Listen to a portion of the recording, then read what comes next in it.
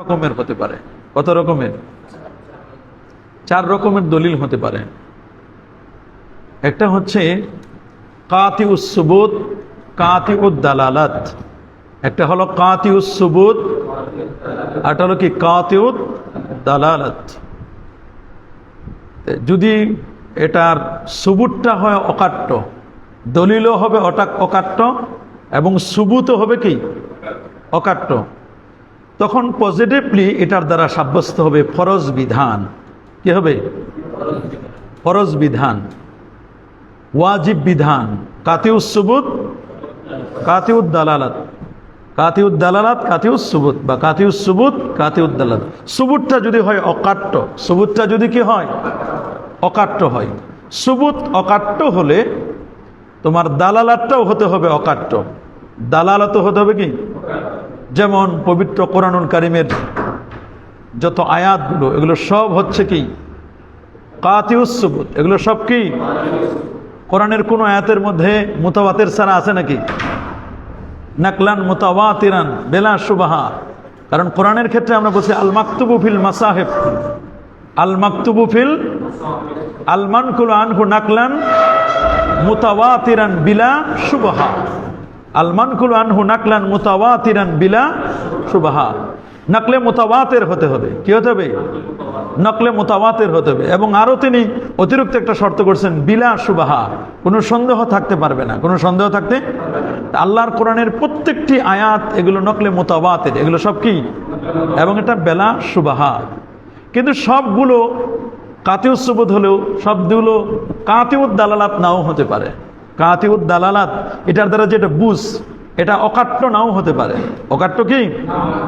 যদি কোনো একটি দলিলের ক্ষেত্রে আয়াতটাও যদি হয় অকাট্য, দালালাতটাও যদি হয় অকাট্য, এটাকে বলা হয় কাতিউদ দালালাত এবং কাতিউস সুবুত। তখন এটার দ্বারা সাব্যস্ত হবে কি ফরজ। পজিটিভলি কি সাব্যস্ত হবে? আর নেগেটিভ শাস্তি হবে হারাম। নেগেটিভ সাব্যস্ত হবে কি হারাম। নেগেটিভ সাব্যস্ত হবে কি হারাম। এটা মনে রাখবা, নেগেটিভ সাব্যস্ত হবে হারাম। যদি কাতিউস সুবুত হয়, কি হয়? কোরআনের আয়াত হয়েছে, কিন্তু জন্নিউদ দালালাত, দালালাতটা হয়েছে জন্নি, জাল্লাতটা কাতে হয় নাই। জাল্লাতটা জন্নি হতে পারে না? দাল্লাত কি জন্নি হতে পারে না? কোরআনের একটা আয়াত, এটার দ্বারা যে এটাই বুঝাইছে সবাই মাজমু আলাই, এমন কিন্তু নয়। যেমন ওয়াল মুতাল্লাকাতু ইয়াতারাব্বাসনা বিআনফুসিহিন্না সালাসাতা কুরু, সালাসাতা, এই যে কুরু শব্দটা একটা লফজে মুশতারাক। কুরু শব্দটা কি? এটা দ্বারা কিন্তু কাতিউদ দালালাত কিন্তু হয় নাই, বরং জন্নিউদ দালালাত। এটা 2 ধরনের সম্ভাবনা রাখে। কয় ধরনের? 2 ধরনের সম্ভাবনা রাখে। যেমন হানাফিগণ বলেছেন, ইমাম আজম আবু হানিফা রহমতুল্লাহ আলাই, তিনি বলেছেন এখানে কুরু দ্বারা উদ্দেশ্য হবে 3 কুরু দ্বারা 3 হায়েজ উদ্দেশ্য হবে কি? 3টা হায়েজ উদ্দেশ্য হবে। আর শাফিঈগণ বলেছেন এখানে কুরু দ্বারা 3 তুহুর উদ্দেশ্য হবে। অথচ 2টা মুজাত, একটা বিপরীত বিষয়। 2টা কি? তুহুর অবস্থায় ব্যক্তি পবিত্র থাকে। তুহুর অবস্থায় ব্যক্তি কি থাকে? পবিত্র থাকে। সে অবস্থায় তার নামাজ পড়া ফরজ, তার কিছু সব ঠিক থাকবে। উনি বলছেন এখানে 3 কুরু দ্বারা 3 তুহুর উদ্দেশ্য হবে, 3টা তুহুর হলে হবে। আর ইমাম আজম আবু হানিফা রহমাতুল্লাহ বলছেন 3 কুরু দ্বারা এখানে 3 হায়েজ উদ্দেশ্য কি? হায়েজ অবস্থায় তো সাধারণত তেলাওয়াত, স্পর্শ করা, নামাজ পড়া, এগুলো তো হারাম, সম্পূর্ণ অপোজিট সাইড। এখানে কিন্তু ইশতেরাক, লফজে কুরু শব্দটা কি? ইশতিরাক, লফজে কুরু শব্দটা কি? এটা মুশতারাক হয়েছে। ইশতেরাক বাইনা শাফি ওয়াল হানাফি, হানাফিয়া এবং শাফিয়া উভয়ের মধ্যে ইশতেরাক হয়েছে। তো এই জন্য এটাকে বলা হয়েছে জন্নিউদ দালালাত। কি বলা হয়েছে? তো এরকম যদি হয়, তখন এটার দ্বারা অনেক সময় এর নিচের দরজা, যেটাকে তুমি প্রায়োরিটি দিবা, যেটাকে কি করবা প্রায়োরিটি দিবা, সেটাই কিন্তু সাব্যস্ত হবে। মনে হয় ইশতেরাকের ক্ষেত্রে তুমি যেটাকে দিবা, যখন তাবিল করবে, কি করবে? মুশতারাক অর্থ থাকলে এটা কি করতে হবে? তাবিল, মুআব্বাল, একটাকে তাবিল করে তোমাকে তারজিহ দিতে হবে। যে কোনো একটাকে কি করতে হবে? তারজিহ দিতে হবে। আবার যদি এমন হয় জন্নিউস সুবুত, জন্নিউস সুবুত, কাতিউদ দালালাত, জন্নিউস সুবুত, যেমন বেতের নামাজের ব্যাপারে বলা আছে, এটা যদিও হাদিসটার ব্যাপারে কেউ কেউ কথা বলেছেন যে এটা মুতাওয়াতির না। আল বেত্রু হাক্কুন, আল বেত্রু হাক্কুন, আল বেত্রু হাক্কুন, মাল্লাম ইউতের ফালাইসা মিন্না, ফামাল্লাম ইউতের ফালাইসা মিন্না। এরকম এমনও আছে, বা অনেকে সুন্নতে মুআক্কাদার বিষয় আছে যেগুলো তোমার সুবুতটা হলো জন্নি। সুবুতটা কি? জন্নি, মুতাওয়াতির না। একটা হলো মাশহুর, আজিজ, আর একটা কি? গরিব। মাশহুর, আজিজ, গরিব। খবরে আহাদ দ্বারা যদি প্রমাণিত হয়, তা খবরে আহাদ এটা কি ইলমুল ইয়াকিনের ফায়দা দেয় নাকি ইলমে জনের ফায়দা দেয়? ইলমুজ জন। কিসের?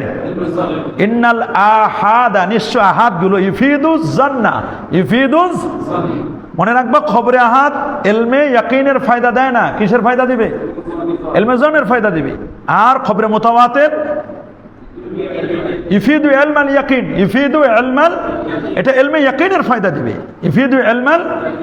এবং মান আনকারাল মুতাওয়াতির, কেউ যদি মুতাওয়াতির হাদিসকে অস্বীকার করে, মুতাওয়াতিরকে যদি কি করে?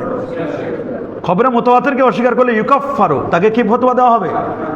কাফের ফতোয়া দেওয়া হবে। কি ফতোয়া দেওয়া হবে? ইমানের ফোল্ডারে তার জায়গা থাকবে না যদি কেউ নকলে মুতাওয়াতিরকে অস্বীকার করে। তা মনে করো খবরে আহাদ দ্বারা একটা জিনিস সাব্যস্ত হয়েছে, কিন্তু দালালাতটা এমন হয়েছে, জন্নি দালালাতটা হয়েছে কাতঈ, দালালাত হয়ে গেছে কি, তো এটার দ্বারা একেবারে ওয়াজিব বা সুন্নতে মুআক্কাদা এরকম সাব্যস্ত হবে। আবার জন্নিও সুবুত, সুবুতটাও জন্নি, আর দালালাতটাও কি? জন্নিউ সুবুত, জন্নিউ দাল্লাত। জন্নিউ সুবুত প্রথমটা হলো কাতিউ সুবুত, কাতিউ দাল্লাত। কাতিউ সুবুত, কাতিউ সুবুত, জন্নিউ দাল্লাত। এবার জন্নিউ সুবুত, কাতিউ দাল্লাত, জন্নিউ সুবুত, জন্নিউ দাল্লাত। কয় প্রকার বলো? কাতিউ সুবুত, কাতিউ দাল্লাত, কাতিউ সুবুত, জন্নিউ দাল্লাত, জন্নিউ সুবুত, কাতিউ দাল্লাত, আর জন্নিউ সুবুত, জন্নিউ দাল্লাত। এই চার প্রকার। কয় প্রকার? যদি সহজে মুখস্থ রাখার জন্য সহজ হলো কাতিউ সুবুত, কাতিউ দাল্লাত, জন্নিউ সুবুত, জন্নিউ দাল্লাত। আর মাঝখানে হলো এটার একটা এটার একটা, কাতিউ সুবুত, জন্নিউ দাল্লাত, জন্নিউ সুবুত, কাতিউ দাল্লাত। এই চার প্রকার মনে রাখতে পারবে না? যত দলিল, সমস্ত দলিলগুলো এটার মধ্যে সীমাবদ্ধ। যেটা জন্নিউ সুবুত, জন্নিউ দাল্লাত, এটা দ্বারা সাব্যস্ত হবে সুন্নতে জায়েদা, মুস্তাহাব, তাতাউ, নাওয়াফিল, এসবগুলো সাব্যস্ত হবে। তাহলে এই চারটার বাহিরে নাই। চারটার কি বাহিরে নাই। তা আমরা যে কারাহিয়াত মাকরুহ সাব্যস্ত হবে ওই ইসের ক্ষেত্রে, ওয়াজিবের বিপরীতে নেগেটিভ। এটা হলো পজিটিভ সাইড, যেমন ফরজ, ওয়াজিব, সুন্নতে মুআক্কাদা, সুন্নতে জায়েদা, এরপর কি নফল, নওয়াফিল যেগুলো আমরা বলি। কি বলি? যদিও ফুকাহায়ে কেরাম সুন্নতে মুআক্কাদা, ফরজের নিচের যেগুলো, এগুলো সবগুলোকে তোমার নওয়াফিলের অন্তর্ভুক্ত করেছেন। কিসের অন্তর্ভুক্ত করেছেন? ফুকাহায়ে কেরাম। একজন ফকিদের ইস্তেলাহগুলো আর আমাদের মুহাদ্দিসিনদের ইস্তেলাহগুলো কিন্তু এক নয়। ফকিদের ইস্তেলাহ আর মুহাদ্দিসদের ইস্তেলাহ কি এক? আবার ইমামদের মধ্যে চার ইমামকে তো আমরা হক বলি, আল মাজাহিবুল আরবা আলাল হক। চার ইমামে কি হক? প্রত্যেকে মুজতাহিদ ছিলেন। প্রত্যেকে কি ছিলেন? মুজতাহিদ ছিলেন। আল মুজতাহিদু ইদাস্তাহাদা, একজন মুজতাহিদ যখন ইস্তিহাদ করবে, ইস্তিহাদ করতে গিয়ে ওয়াইন আসাবা, যদি তিনি সঠিক করেন, ফালাহু আজরান, তার জন্য কি দুইটা সওয়াব। তার পয়েন্ট কত? ওয়াইন আখতা, যদি সে ভুল করে, ফালাহু আজরুন ওয়াহিদ, এক পয়েন্ট পাবে। এই জন্য আমরা জানি না চার ইমামের কে সঠিক, আমরা কেউ বলতে পারি না। চার ইমামের কে সঠিক আমরা কেউ বলতে পারবো? একেবারে স্পেসিফিকলি আমরা বলতে পারি। আমরা বলবো চারজন মুস্তাহিদ সঠিক না বেঠিক এটা জানা যাবে হাসরের ময়দানে। কে সঠিক এটা জানা যাবে কি? চারজনকে আমরা সঠিক মনে করবো। এই জন্য কোনো মাযহাবের কোনো ইমামকে নেগলেক্ট করার কোনো সুযোগ, আর নেগলেক্ট করবে কেমনে তুমি? চারজনে হক, চারজন মাযহাবের চার ইমামে কি হক, এটা আমাদেরকে মনে রাখতে হবে। হানাফি হোক, শাফি হোক, মালিকি হোক, হাম্বলি হোক, চার ইমামে কি সঠিক। তাদের মধ্যে কিছু কিছু পার্থক্য আছে। যেমন হানাফিরা আমরা ফরজের পরে আমরা একটা স্তর রাখছি কি ওয়াজিব, অন্যান্যরা কিন্তু ফরজের পরে স্তর রাখে নাই। ওরা ওয়াজিবটাকে ফরজ বলেছেন, ওয়াজিবটাকে কি বলেছেন? ফরজ। ফরজ ওয়াজিব দুটাকে মিলেই ওয়াজিব হিসাবে তারা সাব্যস্ত করেছেন। এই জন্য আমরা কিন্তু স্তর রেখেছি। এটার নেগেটিভ হলো মাকরুহ, এর নেগেটিভ হলো কি হারাম। নেগেটিভ কি? পজিটিভ যেমন ফরজ ওয়াজিব, নেগেটিভ হলো কি হারাম। আবার পজিটিভ যেমন সুন্নাতে মুআক্কাদা, আমরা এটাকে রেখেছি মাকরুহে তাহরিমি। মাকরুহে, মাকরু মানে অপছন্দনীয়, মাকরু মানে কি? মাকরু যেটা হবে সেই মাকরুটা কিতাবুল কারাহিয়াতের আমরা, তোমরা আগামীকাল থেকে ইনশাআল্লাহ কিতাব নিয়ে আসবা। কিতাব ছাড়া তো পড়া মুশকিল। সবাই এই কিতাব সংগ্রহ করে নিবা। এটা কোন খণ্ডে আছে? হ্যাঁ, কোন খণ্ডে? 4 নম্বর খণ্ডে। আচ্ছা, আল মুজাল্লিদুর রাবে 4র্থ খণ্ডে যদি তোমাদের এটা থাকে, কিতাবুল কারাহিয়াত, এটা নিয়ে আসবা ইনশাআল্লাহ। আগামীকাল থেকে আমরা এটা পড়াবো ইনশাআল্লাহ। তাহলে এই জন্য মাকরুটা 2 প্রকার। মাকরুটা কি? একটা হলো মাকরুহে তাহারিমি, একটা মাকরুহে, আটা হচ্ছে কি মাকরুহে তানজি। মাকরুহে তাহারিমি একটা হলো মাকরুহে কি তানজি। তা মাকরুহে তাহারিমি যেটা, এটা আকরাবু ইলাল হারাম, এটা আকরাবু ইলাল, এটি হারামের কি কাছাকাছি, যেটাকে এসাআত বলা হয়। কি বলা হয়? এসাআত। এসাআত মানে কি অপছন্দনীয়। ফরজ, ওয়াজিব, সুন্নাত, এরপরে এসাআত, এরপর কি ফরজ আছে, একটা জিনিস ফরজ, আবার হারাম আছে, তারপরে তোমার মাকরুহে তাহারিমি আছে, যেটাকে এসাআত বলা হয়। যেটা অপছন্দনীয়, যেটা কি মাকরু, যেটা অপছন্দনীয়। এই জন্য ওলামায়ে কেরাম, ইমাম আল্লামা আলী ইবনু আবি বকর, আলী ইবনু আবি বকর আল মারগিনানি, কত হিজরিতে জন্ম তার? কেউ বলছেন 511। একটা প্রসিদ্ধ রেওয়ায়াত কি 511, আর এটা হলো 530। 511 কথা প্রসিদ্ধ বেশি, আর 530 কথাটাও কেউ কেউ বলেছেন। এবং এই হিদায়া কিতাবটা লিখেছেন উনি 13 বছরে। কত বছরে? জাইহুন এবং সাইহুন 2 নদীর পাশে তো ওনার। সমরকন্দে না, উনি সমরকন্দের মানুষ না। কোন জায়গার মানুষ? সমরকন্দের। মার্গিনান হলো সমরকন্দের ওই অঞ্চলের একটা বিশাল এক এলমের একটা মার্কাজ হচ্ছে কি মার্গিনান। কি মার্গিনান? এখান থেকে মার্গিনানই ওনাকে বুরহানুদ্দিন, ওনার অনেকগুলো তার উপাধিও ছিল। কি ছিল? উপাধি তার ছিল। শাইখুল ইসলাম তাকে বলা হতো। কি বলা হতো? ইমামুল হুমাম বলা হতো। ইমামুল ইমাম। আর একটা প্রসিদ্ধ বুরহানুদ্দিন। তার প্রকৃত নাম কি? আলী। আর ওনার নাম কি? আলী। আলী বাবার নাম কি? বকর। এই আলী ইবনে আবু বকর, তার বাবা, তার দাদা, এদের বংশধারা চলে গেছে কার কাছে? হযরত আবু বকর সিদ্দিক রাদিয়াল্লাহু তাআলার সাথে এর বংশধারা মিলেছে। কার সাথে? আবু বকর সিদ্দিক রাদিয়াল্লাহু তাআলার সাথে।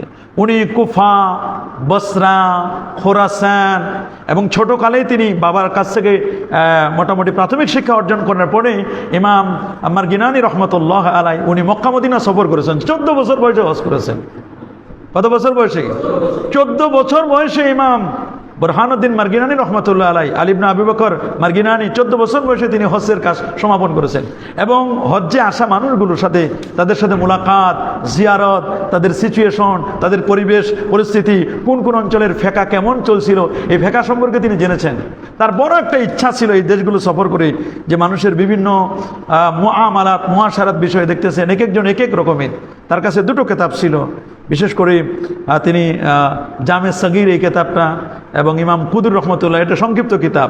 এই কিতাবগুলোকে তিনি পড়ে মুখস্থ করে জেনে তিনি চাইলেন একটা খুব যুগোপযোগী, সমসাময়িক, যুগোপযোগী, লেটেস্ট অ্যান্ড আপগ্রেড এইরকম একটা ভালো প্রত্যেকটা বিষয়, ইসলামের ফান্ডামেন্টাল মৌলিক বিষয়গুলো যেন চলে আসে, মৌলিক বিষয়গুলো যেমন কি যেন চলে আসে, এরকম একটি কিতাব লেখার তিনি ইচ্ছে পোষণ করলেন। এবং এই ইচ্ছে পোষণ করতে গিয়ে তিনি 13টি বছর এতেকাফ করেছেন। কত বছর? আমরা 13 দিনও এতেকাফ করতে পারি না। 10 দিন এতেকাফ করতে গিয়ে কি করি আমরা? ল্যাপটপ আর মোবাইল টোবাইল নিয়ে একার অস্বস্তিকর পরিবেশ। 13 দিনে 10 দিনে থাকতে চায় না। আরো জিজ্ঞেস করে, মাসালা জিজ্ঞেস করে 3 দিন থাকা যাবে কিনা? 10 দিন থাকবে। আর উনি 13 বছর, কত বছর? 13 বছর পর্যন্ত এতেকাফ করেছেন। কত বছর? রোজা রেখেছেন 13 বছর। শুধু বছরে 5 দিন রোজা রাখা হারাম। এই দিনগুলো ছাড়া বাকি 13টি বছর সিয়াম পালন করে, রোজা রেখে, এতেকাফ অবস্থায় এতেকাফ করে মসজিদে তিনি 13 বছরে হেদায়া কিতাব লিখছেন। তার এই তাকওয়া, তার এই পরেশগারিতার কারণে হিদায়া কিতাবটা সারা বিশ্বের মধ্যে সমাদৃত হয়েছে। দেখো এই যে বেনায়া শারহে হেদায়া, বেনায়া শারহে হেদায়া, শুধু বেনায়া না, এটার প্রায় 50-এর অধিক সরা আছে এবং প্রায় 50-এর অধিক ভাষায় হেদায়া কিতাবটা ট্রান্সলেট হয়েছে। কোনো ব্যারিস্টার, কোনো অ্যাডভোকেট হতে পারবে না পূর্ণ, কোনো ব্যারিস্টার হতে পারবে না যতক্ষণ না তার কাছে হেদায়া কিতাব না থাকবে। আল মাওয়ারিস, বিশেষ করে উত্তরাধিকারী সম্পদ, কিতাবুল ওয়াসায়া, কিতাবুল শুফা, এই কিতাবগুলো যদি কারো কাছে না থাকে, এই কিতাবগুলো যদি কারো কাছে না থাকে, তাহলে এই ইংরেজি ভার্সন হোক, ইংলিশ ভার্সনে তারা পড়েন, ইংলিশ ভার্সন হলেও তাদের কাছে এই কিতাবগুলো আছে। আমাদের যারা আইনের ছাত্র, যারা পড়াশোনা করে ঢাকা বিশ্ববিদ্যালয়ে অন্যান্য জায়গায়, তারা বলে হুজুর আমরা হেদায়াত ফাজিলে ফাঁকি দিছিলাম, আমরা এখানে আসে হুজুর ফাঁকি দেওয়ার সুযোগ না, এগুলো এখন পড়তে হচ্ছে। কারণ প্রতিনিয়ত আমাদের এগুলো লাগে, প্রতিনিয়ত ওদেরকে এগুলো লাগে। কিতাবুল গাসাব, কিতাবুল ওয়াসায়া, কিতাবুল বুয়ু, এগুলো খুব প্রয়োজনীয়, এগুলো তাদেরকে পড়ানো হয়। বিশেষ করে অনার্সে, মাস্টার্সে, ঢাকা বিশ্ববিদ্যালয়ে আইনে যারা পড়াশোনা করেন তাদেরকে এগুলো পড়াইতে হয়। ফারায়েজ এগুলোতে পড়তে হয়, ওদের পড়ায় তারা। 13 বছর পর্যন্ত একটি কিতাব লিখলেন, এটা কিন্তু চারটিখানি ব্যাপার না, 13 বছর ধরে তার তাকওয়া, তার পরেজগারিতা। ইভেন এই যে 13টা বছর তিনি পড়াশোনা মানে নিজেকে আত্মনিয়োগ করেছেন কিতাব লেখার পিছনে, এই কিতাবটি লেখার পিছনে, হেদায়া কিতাবটি লেখার পিছনে, কাউকে জানান দেয় নাই। ইভেন তার খাদেম যে ছিল, খাদেমও জানতে পারতো না যে ওস্তাদ 13 বছর পর্যন্ত রোজা রাখেন। উনি দুপুরবেলা খাবার নিয়ে আসেন, নিয়ে আসে ওস্তাদের সামনে রেখে যান দুপুরের খাবার। উনি খাদেম যখন চলে যায় তখন উনি এই খাবারটা গরিব ছাত্রদের কাছে এটা বিলি করে দেন, গরিব ছাত্রকে দিয়ে দেন। আর খাদেম তো মনে করছে হুজুর তো রাতে খেয়ে, মানে দিনের বেলা সুন্দর করে খেয়ে ফেলেছেন, উনি তো খান না, উনি তো রোজা রেখেছেন। এই যে 13টা বছর পর্যন্ত আমরা একটু ইবাদত করলে মানুষকে শোনানোর জন্য পাগল পারা হয়ে যায়। ভাই চোখ ডলে, মাথা ব্যথা, কী হয়েছে ভাই চোখ ডলেন কেন, মাথা ব্যথা কেন? বলে এগুলো এই জন্য ডলি যে রাতে তাহাজ্জুদ পড়ছি তো একটু, না আছে না এরকম? আমরা শোনানোর জন্য ব্যস্ত হয়ে যাই। আর এই সমস্ত বড় বড় পণ্ডিতরা শোনানোর জন্য ব্যস্ত হতেন না, শোনানোর জন্য কি হতেন না, ব্যস্ত হতেন না। এই জন্য তোমরা এর সরা যেটা বেনায়া, আরও ভালো ভালো তো সরা আছে, এনায়াও আছে, ফতুল কাদির লেখা আছে আল্লামা ইমাম ইবনুল হুমামের, ওটা আর একটু খুব বেশি কঠিন। ফতুল কাদিরটা কি খুব বেশি কঠিন আর কি, এটা খুব সহজ একটা বেনায়াটা, এটা খুব সহজ। বেনায়াটা তোমরা সংগ্রহ করে নেওয়ার চেষ্টা করবা। আরেকটা ভালো সরা আছে, নাম এমনি তো এনায়াও আছে একটা, এনায়াটাও কি আছে, এনায়া এবং বেনায়া এই দুটাই খুব বেশি প্রসিদ্ধ সরা। আর ফতুল কাদির, মোটামুটি এই তিনটা যদি থাকে তাহলে যথেষ্ট। উর্দুতে একটা সরা আছে, দেওবন্দের একজন লিখছে আশরাফুল হেদায়া, এটা কি লিখছে? এটা মনে অনুবাদও করছে, কারা কারা জানা? আশরাফুল হিদায়া এটার অনুবাদও করছে। তবে এটা মোটামুটি সবগুলো কিতাব থেকে একটু উনি হ্যান্ডনোট কায়দায় সিস্টেমে আর কি বোঝানোর জন্য করছেন। তো এই কিতাবগুলো তোমরা সংগ্রহ করে নিবা। যারা উর্দু ভালো পারে তারা আশরাফুল হেদায়া, আর যারা আরবি ভালো বুঝে তারা আল বেনায়া এবং কি আল এনায়া। আর বিশেষ করে হাসিয়াতেও যেগুলো আছে সেগুলো তাখরিজুল আহাদিসিল হেদায়া, বিশেষ করে হেদায়ার যে হাদিসগুলো তাখরিজ করেছেন নাসবুর রায়া, কি নাসবুর রায়া, এখানে কিন্তু হাদিসগুলোকে তাখরিজ করা আছে। অনেকেই এই হেদায়া কিতাবের হাদিসগুলো নিয়ে অনেক কথা বলেছেন, অনেকে হেদায়া কিতাবের হাদিস নিয়ে কি করছেন, অনেক বাজে বাজে মন্তব্য করেছেন, যেখানে মাউজু হাদিসে ভরা, জাল হাদিসে ভরা। কিন্তু না, জাল হাদিসে কি ভরা নয়, মাউজু হাদিসে ভরা নয়, বরং এটা অনেক হাদিসগুলোকে ওনারা শর্ত সাপেক্ষে এমনি তো আর আনেন নাই, আদনা তাল্লুক থাকা সত্ত্বেও, এবং যে সমস্ত হাদিসগুলোর থেকে সাধারণত তোমার আহকাম সাব্যস্ত হয়েছে সেই হাদিসগুলোকে তারা এনেছেন। আমাদের পাক ভারত উপমহাদেশে সাধারণত প্রসিদ্ধ দুটা কিতাব পড়ানো হয়, ফেকার জন্য হেদায়া, আর উসুলে ফেকার জন্য কি নুরুল আনওয়ার। হেদায়া এবং কি নুরুল আনওয়ার দুটোটাই কিন্তু মূল কিতাব না। হেদায়াও যেমন এটা ব্যাখ্যা গ্রন্থ, নুরুল আনওয়ারও কি এটা ব্যাখ্যা গ্রন্থ, এটা আল মানারের ব্যাখ্যা গ্রন্থ, এটা কি কুদুরির মোটামুটি একটা বিস্তারিত একটা ডিটেলস আলোচনা তিনি কুদুরি কিতাবটাকে সামনে রেখে কিন্তু এটা করেছেন তিনি। এই জন্য কোরআন এবং হাদিস বুঝার জন্য, কোরআন এবং হাদিস বুঝার জন্য, আগেও আমি বলছি কোরআন হাদিস বুঝার জন্য শুধু ভাষা ভাষা জ্ঞান থাকলে হবে না, ভাষা ভাষা জ্ঞান থাকলে হবে না, নাহু সরব দিয়ে বাহ্যিক জ্ঞানটা অর্জিত হবে, আর বালাগাত মান্তিক দিয়ে অলংকার শাস্ত্রের কিছু জ্ঞান অর্জিত হবে। কিন্তু যদি তুমি উসুলে ফেকা জানো, তারপরে তোমার ইলমুল ইশতিকাক জানো, ইলমুল কাওয়াফি, ইলমুস সাজা, বালাগাত, এগুলো গভীর জ্ঞান অর্জন করার জন্য তোমার যে বিষয়গুলো জানতে হবে, উসুল তোমার জানতে হবে। ফেকা জানার আগে কি জানতে হয়? হ্যাঁ, উসুল কিন্তু সবার জন্য প্রযোজ্য নয়। উসুল কি সবার জন্য প্রযোজ্য? উসুল সবার জন্য প্রযোজ্য নয়। যে হেঁটে যেতে পারে তার তো গাড়ি লাগে না, যে হেঁটে যেতে পারে তার কি গাড়ি লাগে? যার শরীরে এমনি গরম তার কি গরমের কাপড় লাগে, শীতের কাপড় লাগে? যার শরীরে এমনি গরম তার কি শীতের কাপড় লাগে? যেমন হযরত আলী রাদিয়াল্লাহু তাআলা, আল্লাহ নবী তার জন্য দোয়া করে দিয়েছিলেন যে আলী, তোমাকে আল্লাহ তাআলা আল্লাহুম্মা আযহিব আনহুল বারদা ওয়াশ শীতা ওয়াল হাররা, আল্লাহ তুমি আলীর দেহ থেকে শীত এবং তোমার গরম এই দুটো আল্লাহ তুমি দূর করে দাও। এই জন্য শীতকালে উনি মানে খালি গায়ে থাকতেন, খালি গায়ে মানে একটা পাতলা কাপড় পরতেন। আবার গরমকালে তিনি প্রচণ্ড মানে রকমের শীতের পোশাক পরে থাকতেন। সবাই জিজ্ঞেস করে এরকম উল্টা করেন কেন? আল্লাহ নবী আমার জন্য দোয়া করছেন, আমার দেহটাকে আল্লাহ তাআলা এয়ার কন্ডিশন করে দিয়েছেন। এটা আল্লাহ রসুলের স্পেশাল একটা দোয়া, আল্লাহর হাবিবের সুনানে ইবনে মাজার মধ্যে আসছে। দেহকে মানুষ, এই জন্য লাঠি লাগে কার? যে অন্ধ। চশমা লাগে কার? যে চোখে সমস্যা। আমার দেখতেছি যে 40 হয়ে গেছে, এখন চশমাটা দিলে নুক্তাগুলো জের জবর পেশগুলো খুব ভালো ভটভটে দেখা যায়, চশমা ছাড়া দেখতে একটু কষ্ট হয়ে যায়, অনেক সময় নুক্তাগুলো খুঁজে পাওয়া যায় না। তো চশমা লাগে কার? যার চোখে প্রবলেম। আগের যুগের ওলামায়ে কেরাম তাদের কোনো উসুলে লাগতো না। কি লাগতো না? ওরা এত বড় বড় ইমাম ছিলেন, কোরআন হাদিস পড়লে, কোরআন এবং হাদিস পড়ার সাথে সাথে কোরআনের মধ্যে যে ফেকাটা সাইলেন্ট আছে, কি আছে? গত ক্লাসেও কিন্তু আমি বলছিলাম কোরআনের মধ্যে ফেকাটা কি আছে? একটা হাড্ডি, হাড়ের ভিতরে মজ্জাটা আছে। যারা তোমরা খাও, নিহারি খাও, কি খাও? নিহারি। দেখো ওই যে শাক যেটা, এই নালাটা, এই নালার ভিতরে কিন্তু কি আছে? ক্যালসিয়ামটা আছে না, মজ্জাটা আছে না? কিন্তু এই যে নালাটা এত শক্ত, নালাটা এত শক্ত, কাটা যায় না, ওটাকে দুটা করা যায় না, খুব বড় কঠিন কষ্টকর। কিন্তু এই উপরের কষ্টটা দূর করে যখন ভিতরের মজ্জাটা টান দিয়ে যখন বের করবা, তখন কিন্তু তুমি মজা পাবা। তাই মনে রাখবা, ফেকাটা আছে সাইলেন্ট। ফেকাটা আছে কি? ফেকুল কোরআন, ফেকুল হাদিস, হাদিসের ফেকা, কোরআনের ফেকাটা এটা সাইলেন্ট আছে, এটা দেখা যায় না। দুধের ভিতরে যেমন সর আছে, ঘি আছে, মাখন আছে, দেখা যায় না, ফেকাটাও এর ভিতরে লুকায়িত আছে, ফেকাটা দেখা যায় না। সাহাবায়ে কেরাম সবাই বুঝে নিতেন, একটা আয়াত পড়লে বুঝে নিতেন যে এই আয়াতটা দ্বারা কি বোঝানো হয়েছে। কেউ যদি না বুঝতো তাহলে এক সাহাবী আরেক সাহাবীকে জিজ্ঞেস করতেন। সাহাবীরা যখন না বুঝতো, ইজা জা নাসরুল্লাহি ওয়াল ফাত, সবাই শুনে তো সবাই খুশি, খুশি না সবাই? আর আইতান নাস ইয়াদখুলুনা ফি দীনিল্লাহি আফওয়াজা ফাসাব্বিহ বিহামদি রাব্বিকা ওয়াস্তাগফির, এটা সবাই খুশি। কিন্তু হযরত আবু বকর সিদ্দিক রাদিয়াল্লাহু তাআলা উনি খুশি না, উনি বেজার, উনি কাঁদতেছেন।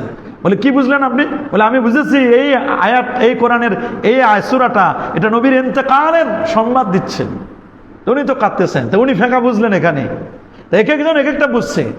এই জন্য ফেকের বুঝটা সেই যুগে উসুল লাগতো না, সেই যুগে কি লাগতো না।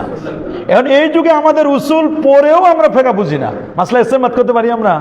উসুলেই পড়তে পড়তে, এক নুরুল আনোয়ার পড়তে পড়তে 2 বছর 3 বছর 4 বছর চলে যায়, এক হেদায়া পড়তে 2-3 বছর চলে যায়। উসুল পড়ি, উসুল দিয়ে ফেকা পড়ি, ফেকা দিয়ে তারপর কোরআনের আয়াত এনে এনে এনে তারপর ফেকা বুঝি। আর আগে হাদিস পড়লে এটার ফেকাটা বুঝে নিত, কোরআন মাজিদ পড়লে ফেকাটা বুঝে নিত। ইস্তেহাদ করতো তারা। কি করতো তারা? ইস্তেহাদ করতো। জন্য রাসূল আকরাম সাল্লাল্লাহু আলাইহি সাল্লাম আলী রাদিয়াল্লাহু তাআলাকে পাঠিয়ে দিলেন কোথায়? ইয়ামানে। কোথায়? আগে যেমন মুআয ইবনে জাবালকে পাঠাইছেন, তা আলী রাদিয়াল্লাহু বলেন, হুজুর আমি তো যুবক সাহাবী, কোনটা নি কোনটা আবার ফতোয়া দিয়ে ফেলি। রাসূল আকরাম সাল্লাল্লাহু আলাইহি ওয়াসাল্লাম তার জন্য দোয়া করলেন যে তুমি কখনো হক ছাড়া, ভালো জিনিস ছাড়া, সঠিক ফতোয়া ছাড়া তুমি দিবা না। আলী রাদিয়াল্লাহু তাআলা বলেন, যতদিন আমি ফতোয়া দিয়েছি ইয়ামানে, এই অঞ্চলগুলোতে, আমি আরসালানি রাসূলুল্লাহ সাল্লাল্লাহু আলাইহি ওয়াসাল্লাম, আল্লাহ নবী যখন আমাকে পাঠালেন, একটা ভুল ফতোয়া আমার থেকে বের হয় নাই। রাসূল যে দোয়া করেছে, এই জন্য ওয়াকদাহুম আলী আরহামু উম্মতি বিআবি বকর ওয়াশাদ্দুহুম ফি আমরিল্লাহ ওমর ওয়াজদাকুহুম হায়াআন উসমান ওয়াকদাহুম আলী।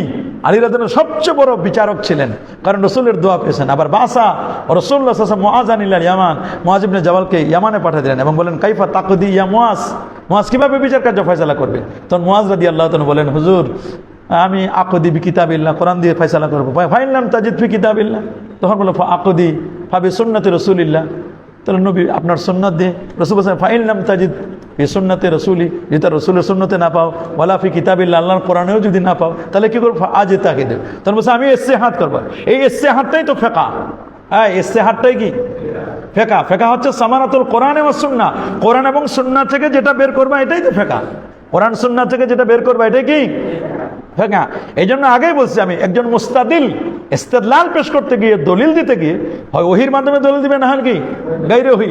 ওহি থেকে দলিল দিলে ওহি মাতলো অথবা ওহি গায়রে মাতলো। আর যদি গায়রে ওহি হয়, গায়রে ওহি দিয়ে যদি তিনি দলিল দেন, তাহলে গায়রে ওহি দিয়ে দলিল দিলে তাহলে তিনি কি করবেন? তিনি কি করবেন? গবেষণা দিয়ে। গবেষণাটা যদি সবাই মেনে নেয় তো এটা হবে ইজমা। গবেষণা যদি সবাই মেনে না নেয়, কিছু মানুষ দিয়ে, তো এটা কিয়াস। এই চারটার বাইরে কিন্তু নাই। এই জন্য এটাই কিন্তু মূলত ফেকা। এটাই কি ফেকা। এই ফেকাটাকে যদি কেউ অস্বীকার করে তাহলে তো সে সঠিক আলেম হবে না, তার আকলে সালিম থাকবে না। এই জন্য আমরা ইনশাআল্লাহ আগামীকাল ক্লাসে আমরা পড়াবো কি কিতাবুল কারাহিয়াত থেকে আমরা পড়াবো ইনশাআল্লাহ কিতাবুল কারাহিয়াত। সবাই হেদায়া কিতাব নিয়ে আসবা, চতুর্থ খণ্ডে থাকুক বা যে খণ্ডে থাকুক, তোমরা এই কিতাবটা সংগ্রহ করে নিয়ে আসবা। আর 2 দিন আমরা পড়বো কি উসুলুল ফিক। 2 দিন পড়াবো কি উসুলুল ফিক আমরা পড়াবো ইনশাআল্লাহ।